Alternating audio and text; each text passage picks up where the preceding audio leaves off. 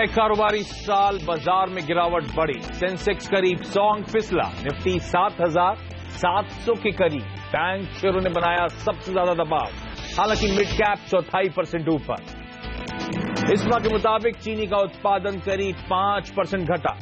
Sugar शेयरों में दमदार तेजी। मिड कैप आईटी और रियल्टी शेयर भी भागे। अल्ट्राटेक और जेपी एसोसिएट्स की डील के बाद जेपी ग्रुप शेयरों में जबरदस्त उछाल। कर्ज घटने की उम्मीद में जेपी एसोसिएट्स 13% तक भागा। डॉइश बैंक ने बीएचईएल की रेटिंग बिकवाली से बढ़ाकर खरीदारी की। 140 रुपए का दिया लक्ष्य। शेयर 5% तक उछला। भारत वायर रोप्स में 5% प्रीमियम पर लिस्टिंग के बाद आई मुनाफा वसूली। शेयर 45 रुपए के इशू प्राइस के नीचे फिसला। और ऑटो शेयरों पर नजर। आज आएंगे मार्च बिक्री के आंकड़े। कमर्शियल व्हीकल के मजबूत आंकड़ों की उम्मीद। पैसेंजर व्हीकल और टू व्हीलर्स में सुस्ती के आसार।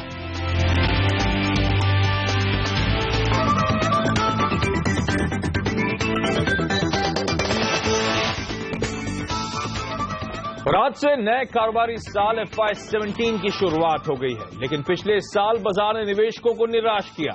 सेंसेक्स और निफ्टी ने 9% का गोता लगाया। इस कमजोरी के बावजूद कुछ शेयरों ने आपको मालामाल बनाया, लेकिन कई शेयर ऐसे भी निकले जिनमें निवेश कर आप बन गए अप्रैल फूल। आज हम चर्चा कर रहे हैं ऐसे ही शेयरों की जो आपके पोर्टफोलियो को रुला रहे हैं। तो क्या इन शेयरों में आगे फायदा होगा या इनका मुंह छोड़ देना चाहिए? यही बताने के लिए हमारे साथ हैं बाजार के दो जाने माने एक्सपर्ट्स। चॉइस ब्रोकिंग के एसोसिएट डायरेक्टर सुमीत बागड़िया और साथ साथ मार्केट एक्सपर्ट शाहिना मुकादम। आप दोनों का ही स्वागत है सीएनबीसी आवाज पर। क्विकली बता दूं कुछ ऐसे शेयर्स जिनको हम शुरुआत में बातचीत करेंगे। एक ऐसा स्टॉक था आइडिया सेल्यूलर। बीते साल तगड़ा प्रेशर उस काउंटर में देखने को मिला। आइडिया सेल्यूलर के अलावा यूनाइटेड स्पिरिट्स, जिसमें हमने देखा इस पूरे साल अच्छी खासी नरमी और काफी खबरों के बीच में वो स्टॉक रहा। फार्मास्यूटिकल्स में प्रेशर था तो वोकहार्ट फार्मा जैसे स्टॉक्स ने डिसअपॉइंट करा है। मैं एक एक करके इन सब इंटरेस्टिंग स्टॉक्स पे बातचीत करूंगा, लेकिन सबसे पहले आइडिया सेल्यूलर। साल की शुरुआत में तमाम रिपोर्ट्स आती थी, तब टेलीकॉम स्पेस में ज्यादातर एक्सपर्ट्स का ब्लू आइड बॉय माना जाता था ये स्टॉक। उसके बाद बीते साल 185 से गिरकर 110 रुपए के लेवल्स पे आ गया, यानी कि 40% का करेक्शन इस काउंटर ने दिखाया। रिलायंस जियो का ओवरहैंग कह लीजिए, एक नया लॉन्च आने वाला है। लगातार जो स्पेक्ट्रम एक्वायर कर रहे हैं उसके बाद दिक्कतें, वीडियोकॉन डील कॉल ऑफ हो गई, तो तमाम दिक्कतें इस कंपनी के सामने आई। शाइना, इस साल FY16 की जब शुरुआत हुई थी तो वाकई अगर टेलीकॉम में टॉप बेट था किसी का तो वो आइडिया सेल्यूलर था। पेरेंटेज को ले लीजिए, बैलेंस शीट को ले लीजिए, तमाम स्ट्रेंथ्स लोग हाईलाइट करते थे। लेकिन इस पूरे साल मुझे बेवकूफ बना दिया स्टॉक ने। क्या करूं मैम, इतना प्रेशर है, उसके बाद अब अगर पोर्टफोलियो में है तो, और अगर फ्रेश निवेश करना हो तो?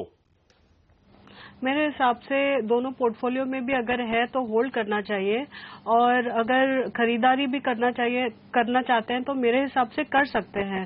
स्टॉप लॉस जरूर लगाइए, 105 का स्टॉप लॉस होना चाहिए।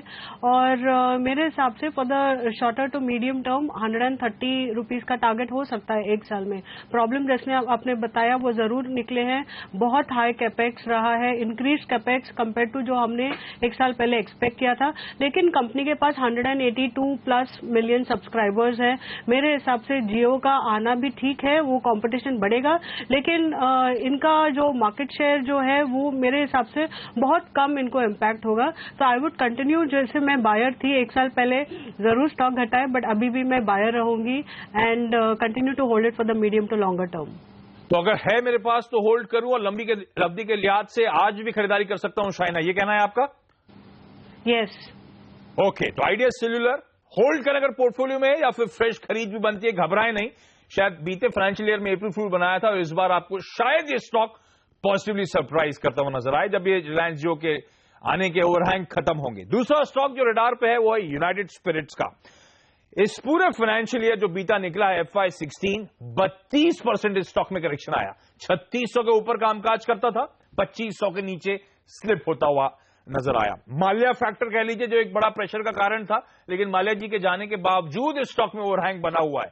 और अब ओवरहैंग के तरह तरह के रीजंस हैं। एक तो ध्यान रखें, तमाम स्टेट्स की तरफ से जो स्टेटमेंट्स आ रहे हैं, लिकर को बैन करने की बातें आती हैं या फिर इनको ज्यादा टैक्सेशन करा जाता है, ये सब दिक्कत की बातें और उभरती हुई। लेकिन इन लेवल्स के आसपास अगर पोर्टफोलियो में था, एग्जिट करूं या बने रहूं या फ्रेश खरीदारी करूं? सुमित, चार्ट्स क्या कहती हैं यूनाइटेड स्पिरिट्स की? सर गुड मॉर्निंग आशीष।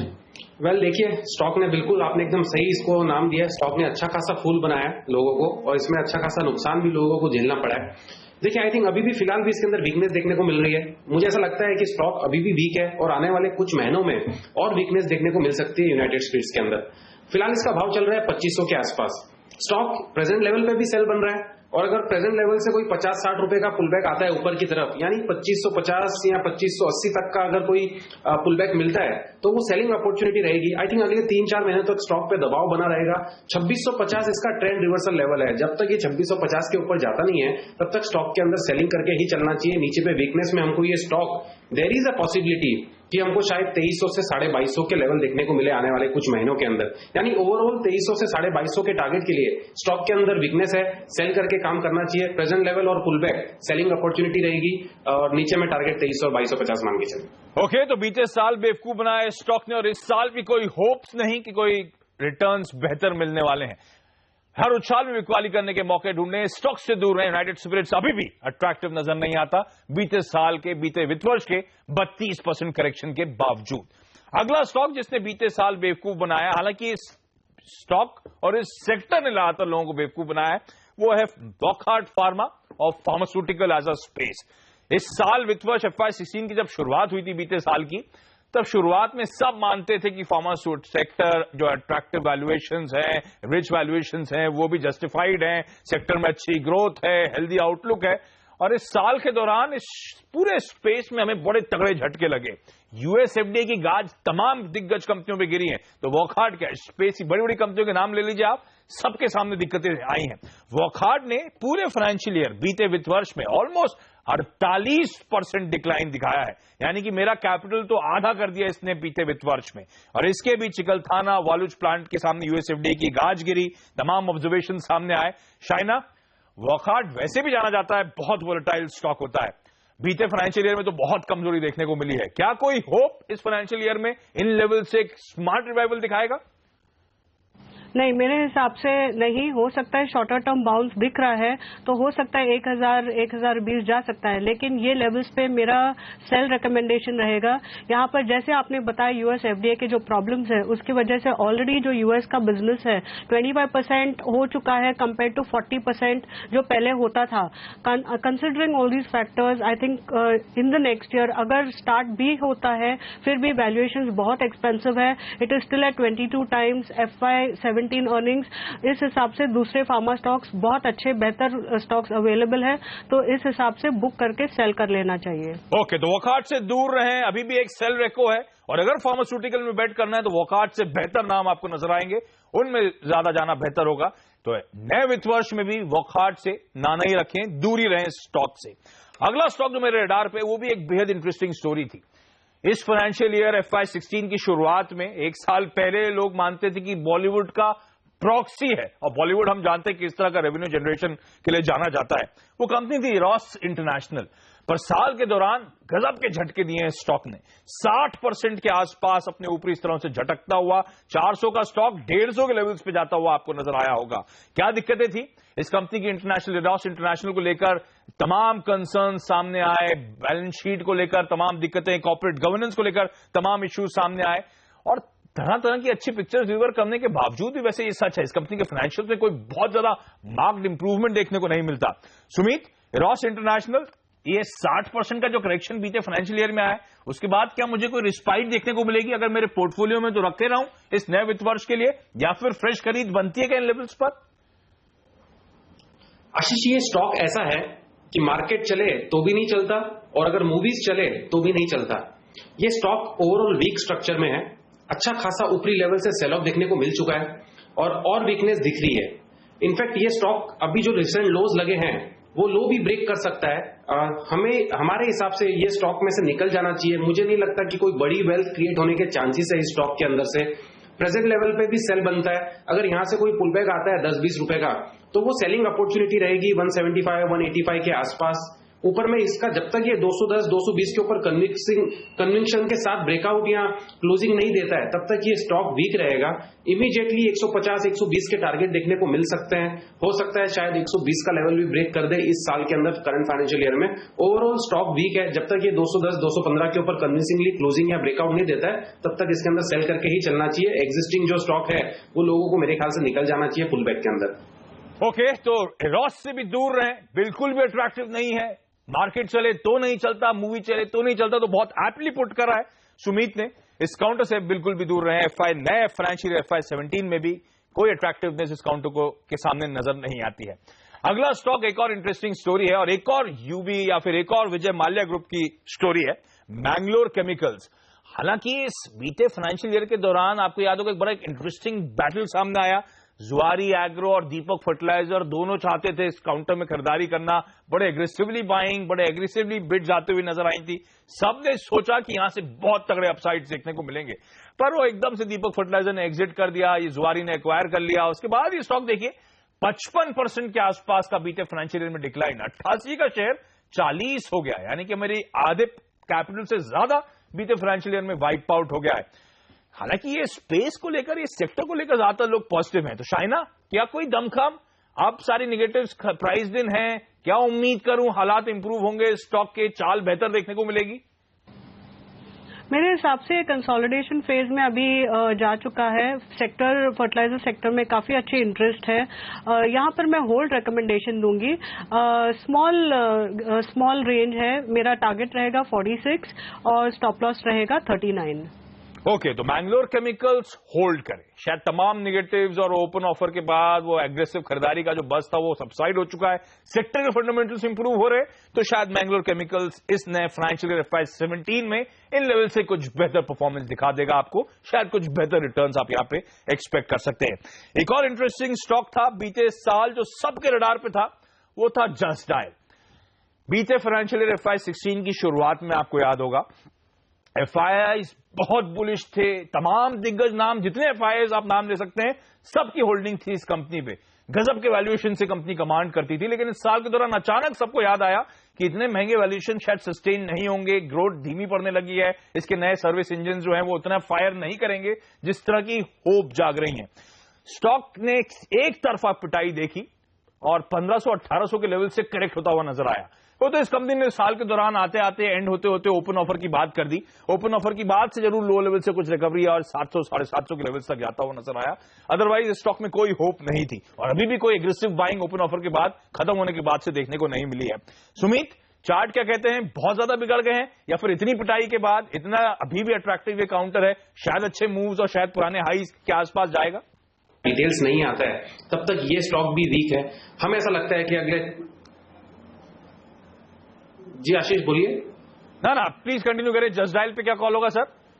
जी बिल्कुल, तो ये स्टॉक के अंदर फिलहाल भी कोई तेजी नहीं समझ में आ रही है। अगले 4-6 महीने ये स्टॉक के लिए वीकनेस ही देखने को मिलेंगे।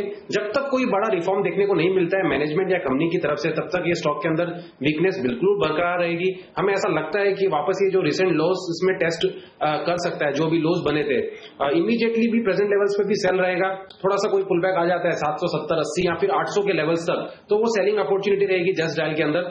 840 का ऊपर का एक मेजर ट्रेंड रिवर्सल लेवल रहेगा, तो वो स्टॉप लॉस दिमाग में रखना चाहिए। नीचे में शायद ये स्टॉक वापस हमको 650 या फिर 500 के लेवल भी दिखा सकता है। I think stock is weak, इसमें से निकल जाना चाहिए।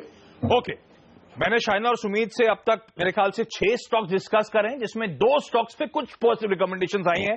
उन स्टॉक्स जिन्होंने एफआई 16 बीते फाइनेंशियल ईयर में हमें बेवकूफ बना डाला। आइडिया सेल्यूलर, शाइना मानती है कि खरीदारी करें, अगर नहीं आपके पास है तो भी होल्ड करें, शायद एफआई 17 इस स्टॉक के लिए बेहतर रहेगा। दूसरे स्टॉक जिसमें कुछ पॉजिटिव रिकमेंडेशंस आई हैं वो है मैंगलोर केमिकल्स। शायद पिटाई हो चुकी है, निगेटिव प्राइस दिन है एफआई 17 में, क्योंकि सेक्टर फंडामेंटल्स इंप्रूव हो रहे हैं, स्टॉक कुछ बेहतर परफॉर्म कर सकता है। लेकिन यूनाइटेड स्पिरिट्स, लेकिन वॉकहार्ट, एरोस, जस्ट डायल, ये सब जो स्टॉक्स हमने डिस्कस करे, इन सब में शायद एफआई 17 नए फाइनेंशियल ईयर में भी कोई होप नहीं है।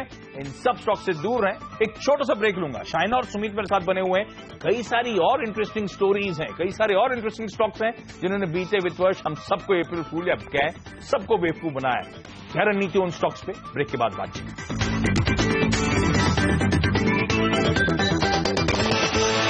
ब्रेक के बाद आपका स्वागत है। हम कुछ ऐसे स्टॉक्स डिस्कस कर रहे हैं जिन्होंने बीते फाइनेंशियल ईयर FY16 में जहां पे सबकी होप्स थी कि अच्छा परफॉर्मेंस देखने को मिलेगा, लेकिन हम सबको बेवकूफ बना डाला। यानी कि उन स्टॉक्स की पूरे बीते फाइनेंशियल ईयर में बड़ी तगड़ी पिटाई होती हुई नजर आई थी। उस कड़ी में अगला स्टॉक जो मेरे सामने आएगा वो है कावेरी सीड्स का। एग्री रिलेटेड स्टोरीज और कावेरी सीड को लेकर बहुत लोग बहुत बुलिश थे, पर इस कंपनी के मॉन्सेंटो को लेकर इश्यूज आए, रॉयल्टी पेमेंट्स को लेकर इश्यूज आए, उसके बाद कॉटन के प्राइसेस कोलैप्स होते हुए नजर आए। उन सब का नेगेटिव इंपैक्ट कावेरी सीड्स पे पड़ा और इंपैक्ट मेरी 2/3 वेल्थ को इरोड कर डाला इस काउंटर ने बीते फाइनेंशियल ईयर में। शाइना, मेरे ख्याल से फंडामेंटल्स अभी भी इतने कमजोर नहीं है क्या? इन लेवल्स के आसपास क्या अभी भी खरीदारी कर सकता हूं? 377, 985 के हाई से इस काउंटर की उस हद तक पिटाई हुई है। क्या करना चाहिए मैम? आपने अगर इसके फंडामेंटल स्टडी करे हो, कुछ होप्स इस काउंटर में FY17 बेटर होगा?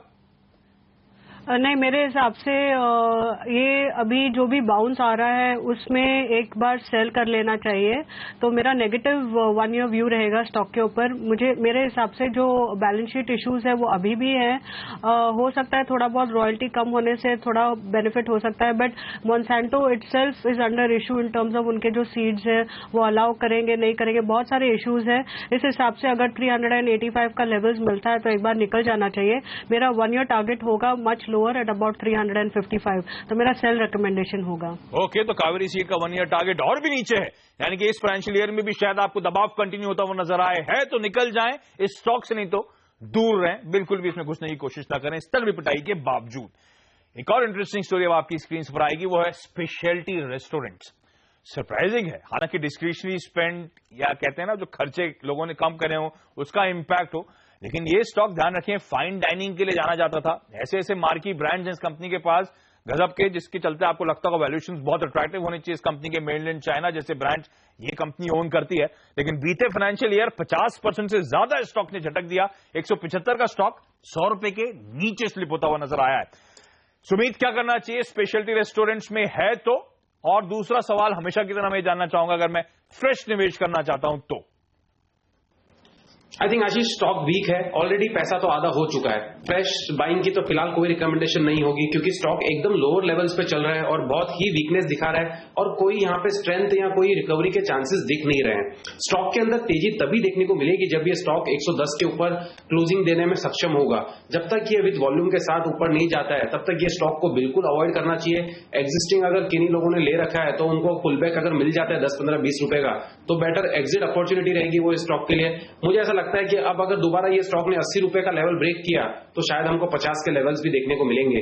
80 का फाइनल सपोर्ट है, वो ब्रेक करने के बाद और वीक हो जाएगा।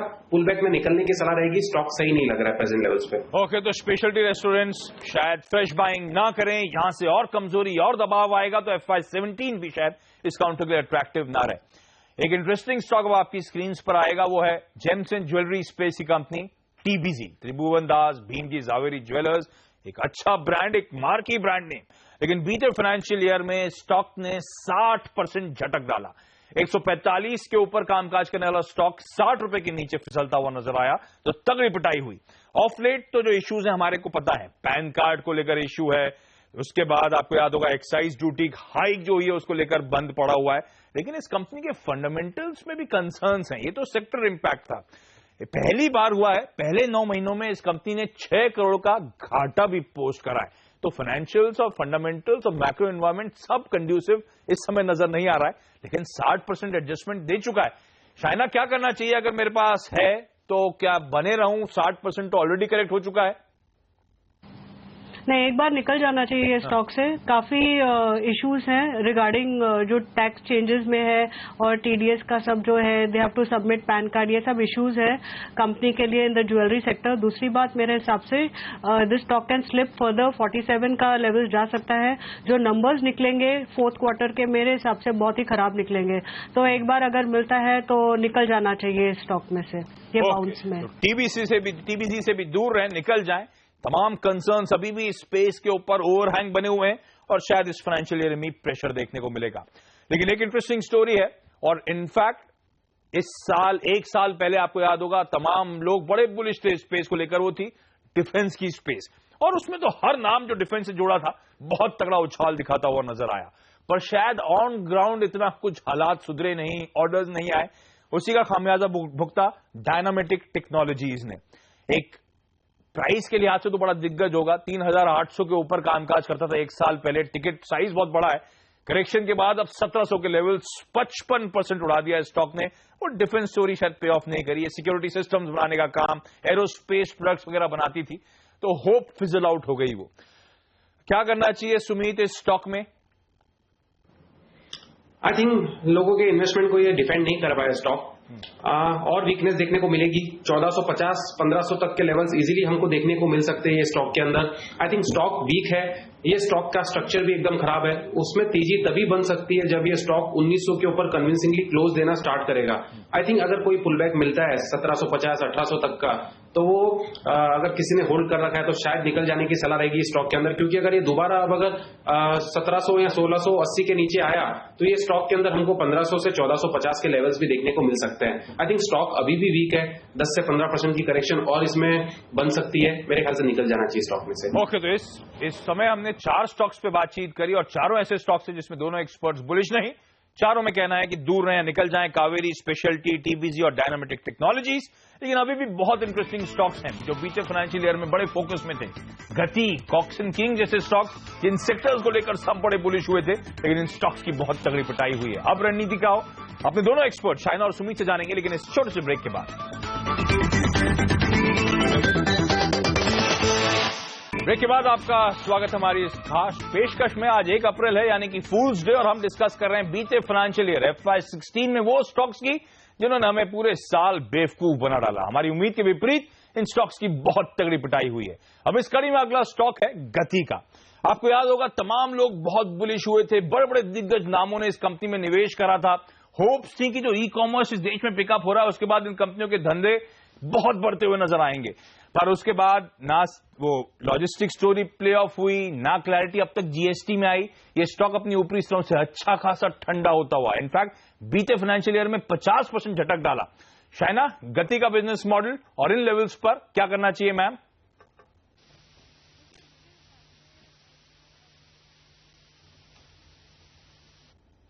शाइना से बात नहीं हो पा रही। सुमीत, अगर आपने इसकी चार्ट्स देखी हो तो प्लीज बताएं। देखिए, गति का स्टॉक ने बहुत गति से मूव दिया था। स्टॉक आने के बाद बहुत अच्छा मूव दिया था, करीब करीब हमको 200 के लेवल देखने को मिले थे। उसके बाद हमको एक करेक्शन देखने को मिल गई है स्टॉक के अंदर। बट अगर हम अभी भी देखें तो ये स्टॉक मुझे इतना खराब नहीं लग रहा है। ऐसा लग रहा है कि आने वाले समय में लॉजिस्टिक पूरा ही स्पेस एक अच्छा खासा मूव देगा। स्पेसिफिकली अगर गति की बात करेंगे तो आई थिंक ये स्टॉक यहाँ पे एक सपोर्ट ले रहा है और होल्ड कर रहा है।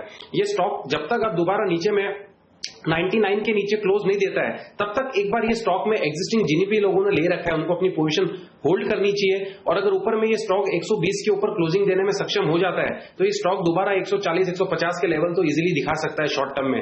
आई थिंक गति अपनी गति वापस से पकड़ेगा तेजी दिखाने के लिए। इसके अंदर फिलहाल 99 का स्टॉप लॉस से एक बार लॉन्ग इनिशिएट फ्रेश किया जा सकता है। एग्जिस्टिंग अगर किसी ने ले रखा है तो 99 का स्ट्रिक्ट स्टॉप लॉस से होल्ड करना चाहिए। आप बड़ा स्मार्टली पुटअप करा आज अपने तमाम आर्ग्यूमेंट्स। गति अपनी गति वापस ले सकता है शायद, तो होल्ड करें। कुछ इंपॉर्टेंट अहम लेवल्स अगर उन्हें ब्रीच करता है तो शायद अच्छे मूव्स आते हुए नजर आएंगे। शाइना, आज का आखिरी स्टॉक जो मेरे रेडार पे है वो है कॉक्सन किंग्स।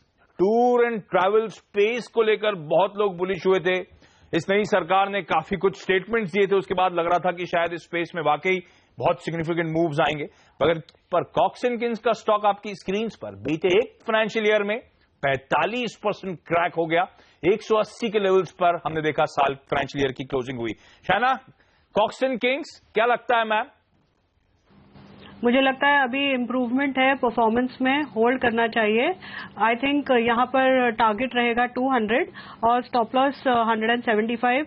जो लॉस हमने देखा था लास्ट 2 क्वार्टर्स में इन द प्रीवियस ईयर वो अभी कम हो रहा है, प्रॉफिट्स में आ चुके हैं। टर्नओवर भी 10% ग्रोथ था लास्ट क्वार्टर में, नंबर्स ठीक होने चाहिए। सो आई थिंक डेफिनेटली ये होल्ड बनता है। ओके, तो होल्ड बनता है। तो 4 ही स्टॉक्स जो हमने डिस्कस करे उनमें पॉजिटिव रुझान था। गति, कॉक्सन किंग्स, आइडिया सेल्यूलर और Mangalore chemicals and fertilizers. Shaina और सुमीत, आप दोनों का धन्यवाद हमारे साथ जुड़ने के लिए। और इस खास पेशकश में आज के लिए इतना ही, लेकिन आप बने रहिए CNBC आवाज के साथ। नमस्कार।